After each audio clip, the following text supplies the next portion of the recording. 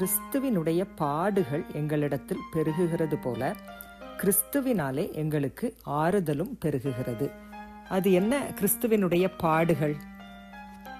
வேதம் சொல்லுகிறது, அவர் அசட்டை பண்ணப்பட்டவரும் மனுஷரால் புறக்கணிக்கப்பட்டவரும் துக்கம் நிறைந்தவரும் பாடு அனுபவிக்கிறவருமாய் இருந்தார். அவரை அற்பமா எண்ணுனாங்க, அவரை ஆகாதவன் என்று தள்ளுனாங்க, அவரை அசட்டை பண்ணுனாங்க, அவரை புறக்கணிச்சாங்க, அவரை மனுஷர் ஏற்றுக்கொள்ளல.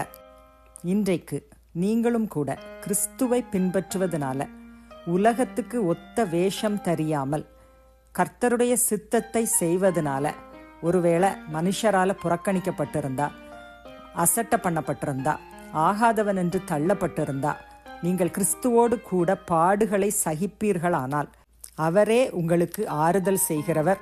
கிறிஸ்துவின் மகிமை வெளிப்படும்போது நீங்கள் களி கூர்ந்து மகிழும்படியாக அவருடைய பாடுகளுக்கு நீங்கள் பங்காளிகளானதால் சந்தோஷப்படுங்கள்.